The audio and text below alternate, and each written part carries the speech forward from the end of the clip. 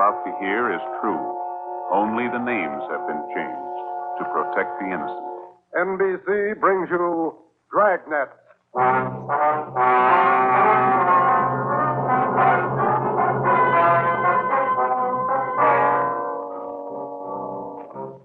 You're a detective sergeant.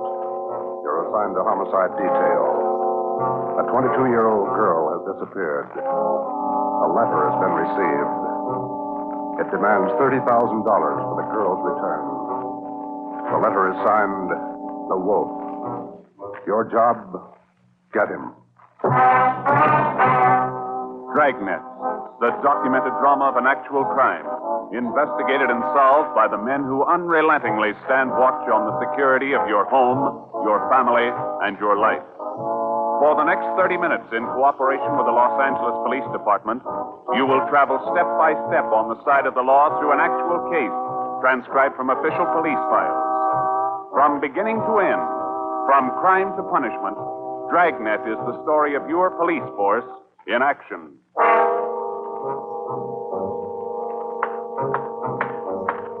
It was Tuesday, October 18th. It was cloudy in Los Angeles.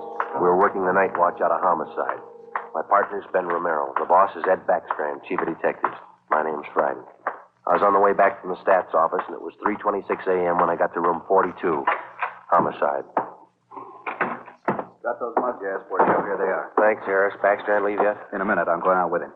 What's the address out there, the Sullivan place? 814 Castro Boulevard. You go straight out Santa Monica, take a left at Castro. I remember. You ready, Chief? Yeah.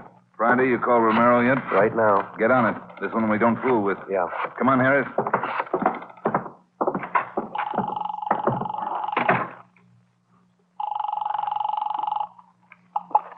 Hello? Sorry to wake you, Ben. This is Joe. How you feeling? Oh, hi, Joe. What time is it? 3:30 a.m. How do you feel? Oh, a lot better. Be back to work tomorrow. You'll be ready in 20 minutes. I'll pick you up. 20 minutes. Okay, what's up? You remember Martin Sullivan, vice president of the Third National Bank? Sullivan? Yeah, what about it? Got a 22-year-old daughter, or he had one. She's gone.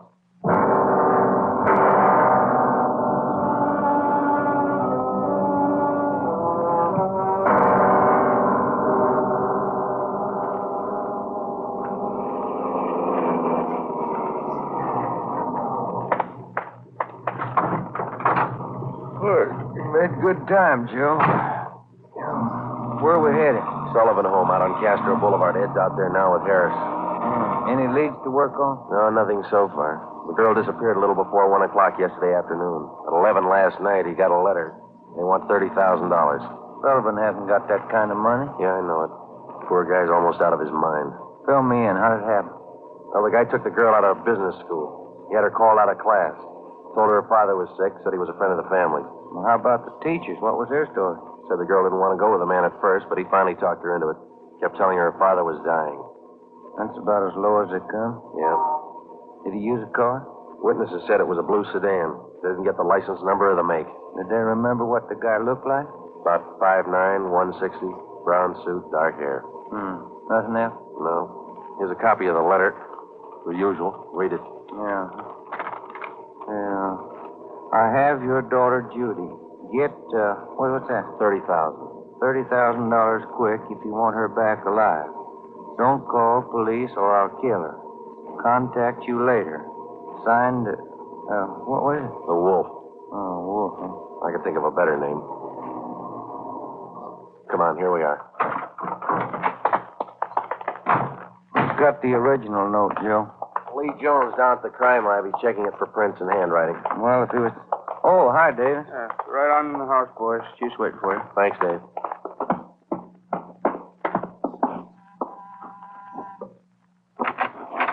Hi, Joe. Ben. In the living room. Thank you. That's the way I see it, Mr. Sullivan. Now, you understand exactly what you have to do? Yes, sir. I'll do as you say. All right. Here are the two men who will help you. Sergeant Friday and Sergeant Romero, homicide. Yes, Hi, how do you Mr. do? Sullivan. I do. Mr. Backstrand, are you sure about all this? He might get frightened. He might do something to Judy. Believe me, Mr. Sullivan, it's the only way. I know how you must feel, but we can't do anything else. All right, I want to see Mrs. Sullivan first. I'll be ready in a moment. Any developments? Yeah. Come on back in the dining room.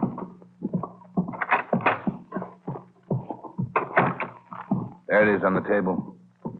Second note from the guy. Telegram. When'd this come? About half an hour ago. Guy phoned it into Western Union from a public booth. Couldn't trace it. I see, Joe. Yeah. Be at Elysian Park, 5 o'clock this morning, near Balkan Drive. Come alone. Bring 30,000. Will return girl. Don't tell cops. Kill her if you do. Or we'll. 4 a.m. now, Skipper. Not much time. I know it. We'll have to do as he says. No other way. Then Sullivan's going out there alone? You're going with him, you and Romero. You'll be hidden out in the trunk of the car. Any plan? Get him. That's all.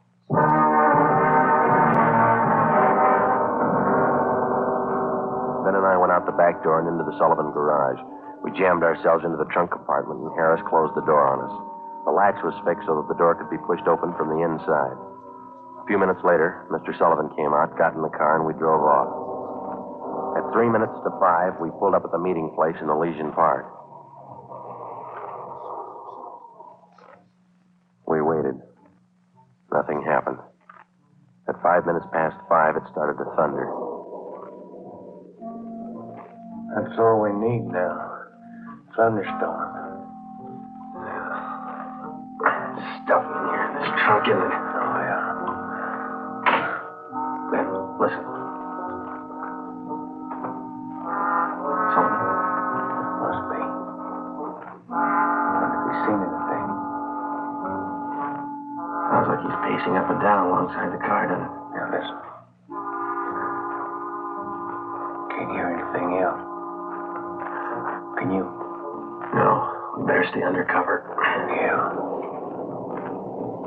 Rain's starting in. Wonder what happened to the wool. Cold feet, maybe. Let's wait it out.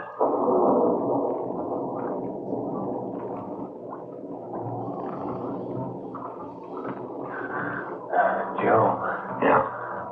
what time you got now? Move over a little. Let me get my watch. Yeah. A little past 5:30. Sergeant. Sergeant. Mr. Sullivan? Yes. Do you think he's coming? Please. It's getting daylight. We better wait it out, Mr. Sullivan. Now, look, don't come back here again. If he's watching, you might tip him off. Oh, all right. All right. Poor guy. Joe. Yeah, I hear it. Coming up the road toward us. It's stopping. Yeah. Coming over to our car. You ready? Right. Talking with Sullivan. They're coming back here. Now watch it. Randy, Romero. That you, Ed? Yeah, the meeting's off. Come on out. All right.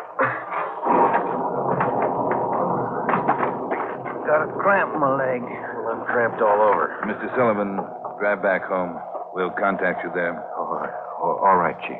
Ben, Joe, come on over to the car. What's the story, Ed? The guy had no intention of following through with his meeting tonight. Well, how come? He told us. Phoned at 5 o'clock. Tried to trace the call. He wouldn't stay on the line long enough. What do you have to say? He wanted more money. Bragged about how smart he was. How we'd never get him. When he knows Sullivan's called in the police. Sure. Said he didn't care. We'd never get him anyway. Yeah, pretty cocky. Pretty smart. Take my word for it. He's no dummy. Control 1 to 80K. Control 1 I'll get it. 80K. 80K to Control 1, 80K to Control 1. Go ahead.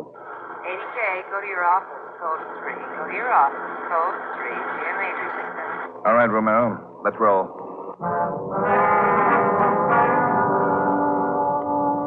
More than 12 hours had passed since word of Judy Sullivan's disappearance had been phoned into homicide. During that time, an all-points bulletin containing the descriptions of the suspect, his car, and the girl had been sent out on the teletype to law enforcement agencies throughout the area. The same descriptions were broadcast over the police radio every hour. The Sullivan home had been placed under strict surveillance, and Mr. Sullivan instructed not to contact the suspect without knowledge of the police.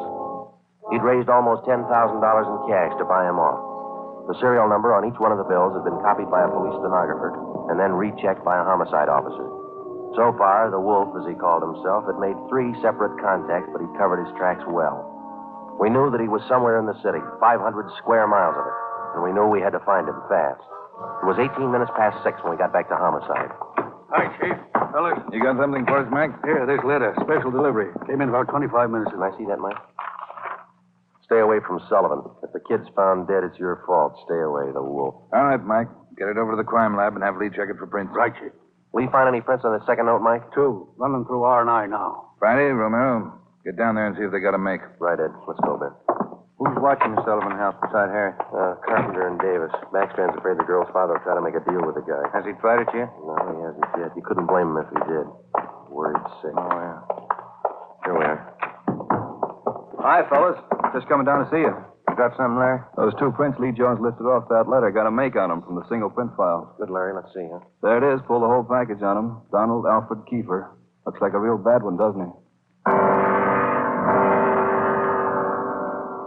Donald Alfred Kiefer, male, Caucasian, age 29, 5 feet 8 inches, 170 pounds, brown eyes, dark brown hair. He had 1 previous arrest for forgery in Los Angeles 10 months before.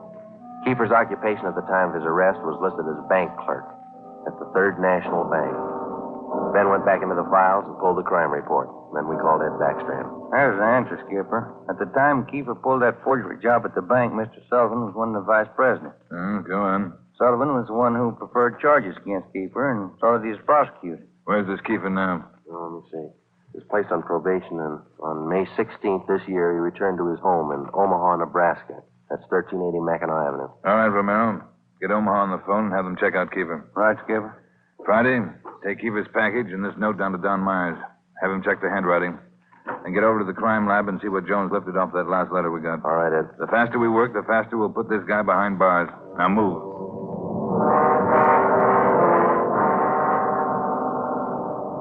How's the writing compared, Don? What'd you find? It looks good. See here? Slants as crosses, double oops as L's, open A's, pressure on the downstroke. Donald Kiefer, Wolf, same handwriting.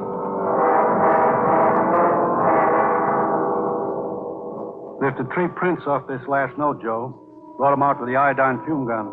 They match with the first. Thanks, Lee. Did you find anything else? I don't know if it'll help you much. We examined the paper for watermarks and texture. Both notes are written on the same kind of paper. Impressions show both pieces of paper from the same tablet. Checked the density of the carbon and the pencil he used. Both specimens match. Same pencil.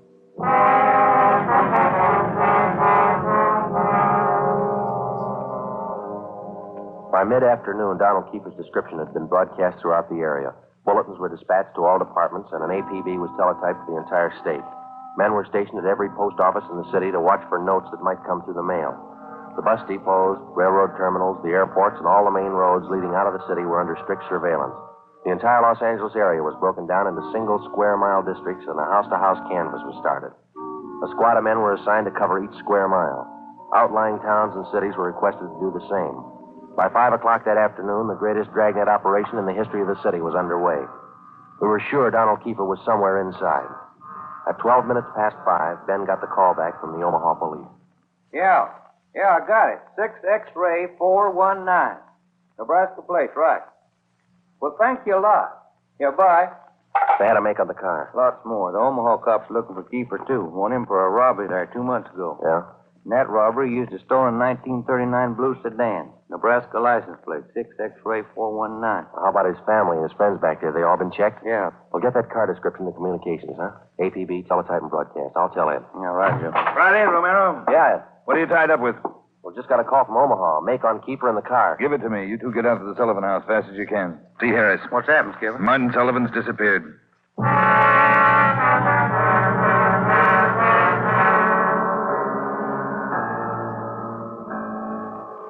All right, Harris, how'd it happen? About 3 this afternoon, Mr. Sullivan got a phone call. Said he had to go down to the bank. I went with him. He had me wait in the reception room, and he went in his office. After waiting 10 minutes, I got suspicious and went in. He was gone. That's it. Did he get any more money? This morning, $5,000. Did you get the serial numbers off the bills? Yeah. Shouldn't have let him get out of my sight. Forget it. Right now, we've got to find out where he's gone to meet Kiefer. Did you talk to Mrs. Sullivan about it, Harris? She says she doesn't know anything about it. Let's try her again. Come on, let's go inside. All right, fellas. All right. Where's Miss Sullivan, Dave? Back in the sitting room, lying down. Doctor's with her. Come on. What time you got, Ben? 6:35. I'll get it. Hello? Well, where are you? Oh. Where are you now? Where are you now? We'll be right out. That was Martin Sullivan. He met with Kiefer up in Laurel Canyon. Did he get his daughter back? Yeah. Wrapped in newspapers.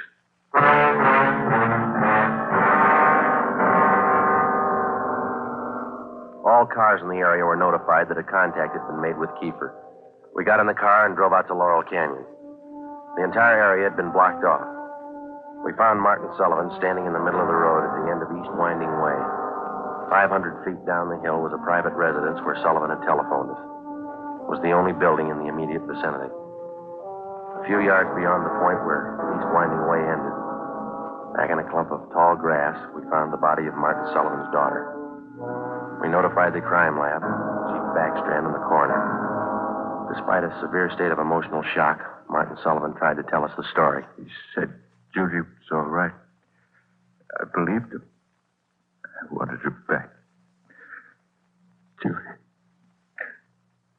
I tricked the officer, the one watching me. He said, come along, no police. Did you see his car, Mr. Sullivan? I wanted her back. I wanted Judy back. I did as he said. I drove here at 6 o'clock and I waited. I put the money on the front seat like he said. Did he get the money, Mr. Sullivan? And I got out, left parking lights on. I stood up there by the end of the road, waiting. Mr. Sullivan. And he drove up. He took the money. Then he came up to me.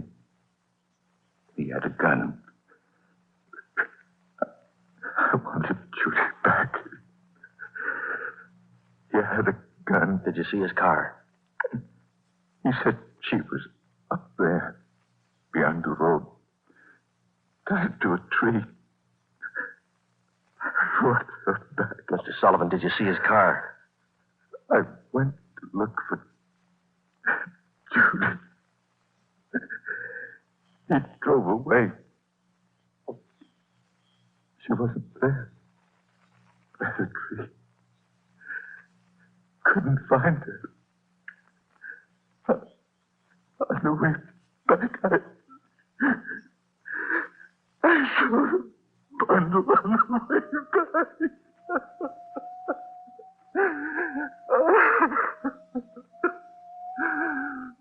Let me find it. Thank you. Let me find it.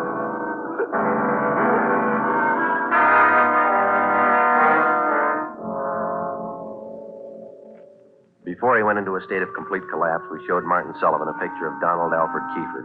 He definitely identified him. The information was immediately relayed back to Central Division, rebroadcast to the entire police radio system. A teletype was dispatched to sheriff's offices, and communications were sent to police stations throughout the country. The house-to-house search throughout the entire city intensified. The dragnet in which we hoped to trap Donald Kiefer was drawing slowly inward. It was 12 midnight. Street, Sullivan girl murder, next street, read all about it. Citizens join search for killer. Friday, did the papers get a list of the numbers on that ransom money? Yeah, got him in the final net edition. 2.5 pages of serial numbers. Gave it a big spread. Look at these pictures of Kiefer here, all over the front page. The more the better, Romero. I hope this town never forgets that face. Good reminder. You don't make deals with killers. Hi, fellas. Come on over. Find anything yet, Lee? Just checking over these towels here. Found them wrapped around the girl's body, inside the papers. Funny thing about those papers, What's that, Lee? they're all yesterday's. Every story about the girl's disappearance has been clipped out. Maybe the guy's making up a scrapbook. How about the towels, Jones? Any laundry marks? Not a one so far, Ed. Every one of them was clipped off. Pretty smart. The morgue post the body in? They're doing it now. Yeah, nasty one. Yeah. Did you get any footprints or tire marks out where they found the body? Lots of them, all cast. Bossy and Taylor are checking them. One, What is it, Jones? I don't know. Under the seam here. This towel. Wait a minute. Joe, that pair of snippers there. Yeah, here you are. Thanks. Just back under the seam. There. That's one tag he missed. Any markings, Lee? Yeah. Greenway Apartments, Los Angeles.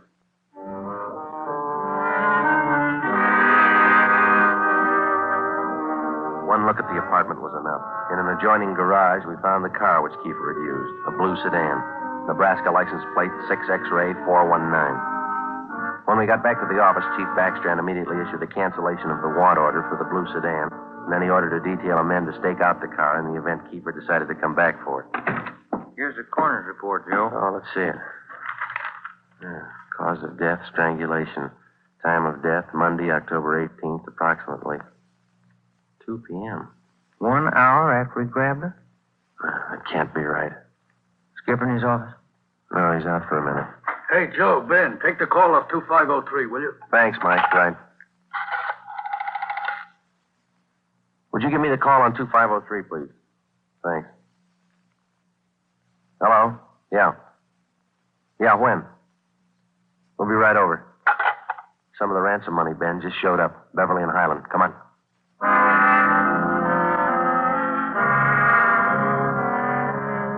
The man's name was Ralph Donahue. He operated a used car lot on the corner of Beverly and Highland. He told us that early that morning he sold a dark blue late model coupe to a man who gave his name as Fred Sims. The man paid for the car in cash. Donahue told us that he checked the serial numbers on the bills after the man had driven away. Serial numbers check out, Joe, every one of them. If I only thought to look, officer, and you know I generally do. I'm the suspicious kind anyway, but, this morning I must have been asleep. You got the full description on the car, Ben? Yeah, Joe. All right, let's get it on the air right away. I saw his mug in the paper while I was waiting for you. Too late. Sorry. Yeah, thanks.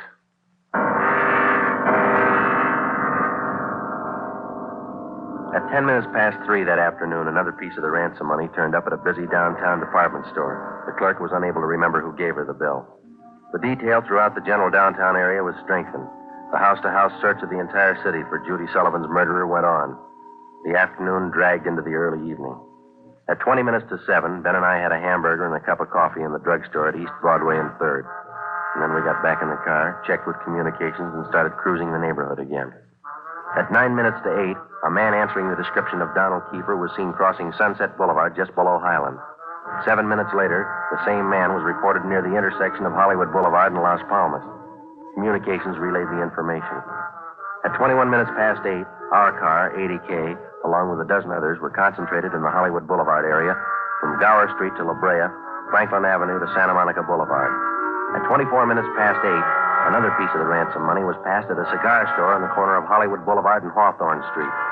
The number of men and radio cars in the area was redoubled. Plainclothes officers were stationed at every intersection to keep an eye on pedestrian traffic. At 18 minutes to 9, the dark blue coupe which Kiefer had bought that morning was spotted parked in an alley just below Hollywood Boulevard and Cahuenga.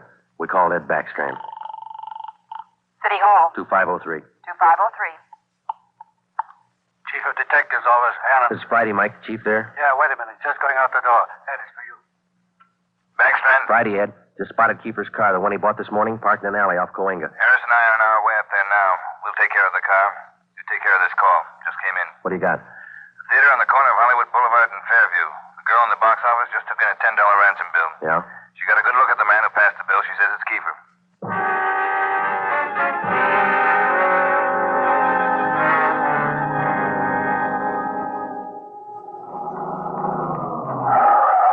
All right, Ben, come on.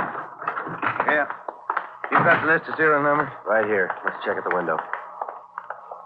Yes, sir. How many, please? Police officers, Sergeant Romero, Sergeant Friday. Oh, yes, sir. Mr. Rayburn, the police are here. Would you step around to the side door, Sergeant? Yes, ma'am. Margie, relieve Francis for a minute. Francis, come here. Bring that $10 bill with you. Sharp girl, officer, that Francis. Sharp. Here it is, Mr. Rayburn. All right, Sergeant. There you are. $10 bill and the list of serial numbers. Check out all right, Ben? That's it, Joe. Good work, man. You reported the man came in about a half hour ago. You're sure it was Kiefer? Yes, sir. I had his picture in the box office just behind the change machine. I recognized him right away. And as far as you know, he hasn't left the theater. That's right, sir. All right, Mr. Rayburn, I'm sorry. I'm afraid we'll have to interrupt the show. Anything you say, Sergeant. Anything. Ben, you keep an eye on the front exit. I'll call communications. Right, Joe. 80K to Control 4. 80K to Control 4. 80K, go ahead. Control 4, clear all frequencies. The Sullivan murder suspect, Donald Kiefer, has been located in the theater on the southeast corner of Hollywood Boulevard and Fairview. Have all units surround the area. 80K, roger. Attention all units. Attention all units. Assist 80K at the theater on the southeast corner of Hollywood Boulevard and Fairview. The Sullivan murder suspect has been located in the theater. Go ahead, 80K. Control 4, have all units converge in the general area, Hollywood Boulevard and Fairview. Unit 62R to block off the intersection at Hollywood Boulevard and North Cherokee. Stop all pedestrian and vehicular traffic. Unit 61A to block the intersection at Hollywood Boulevard and Hudson Street. Stop all pedestrian and vehicular traffic. Unit 71 and 72R to block the alley behind the theater. Unit 66 and 67R to assist at main entrance to the theater. Within a few minutes, the 1/2 mile area around the theater was completely blockaded. Every exit and entrance to the theater was covered. At 9:23, we met Harris and Ed Backstrand in the theater manager's office. Backstrand outlined our plan of operation. At 9:28, a detail of 14 men walked down the side aisles on the main floor of the theater and took up their posts on either side of the orchestra pit. The picture was stopped and every light in the theater was turned on. Ed Backstrand, Harris, Ben, and I went down the aisle and up onto the stage. Backstrand made the announcement. Ladies and gentlemen, we're sorry to interrupt the picture, but this is important. We're police officers. We've traced the murderer of Judy Sullivan to this theater. He is in this theater now. Now we're going to search the theater row by row, and we'd like to ask your cooperation. There's no need to be panicky or afraid. Those who wish to leave now may do so. Leave by the main entrance. Each one of you will be checked as you go out the door. And for the benefit of the man we're looking for, don't try to escape. Every exit is covered and the entire area is blockaded. Don't place any more lives in jeopardy. Come on, Ben.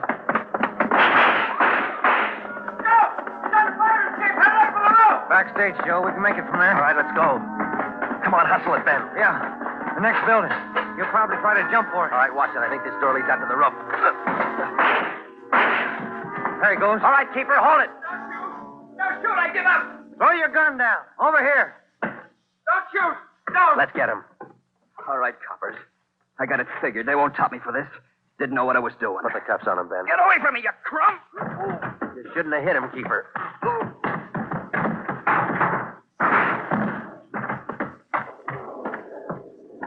All right, Ben. Try the cuffs now. Yeah. Come on, let's get him in out of the rain. What's the hurry? Why spoil a good rain?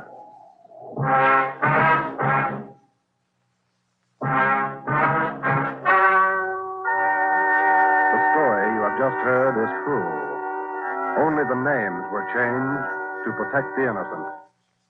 Donald Alfred Kiefer was tried and convicted of murder in the first degree.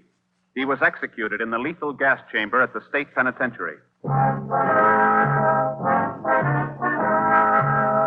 You have just heard the 15th in a new series of authentic cases transcribed from official files.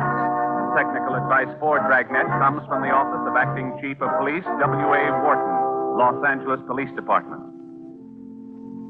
Tonight's program is dedicated to Deputy United States Marshal John B. Glenn of Boise, Idaho, who on the morning of July 31st, 1940, gave his life so that yours might be more secure.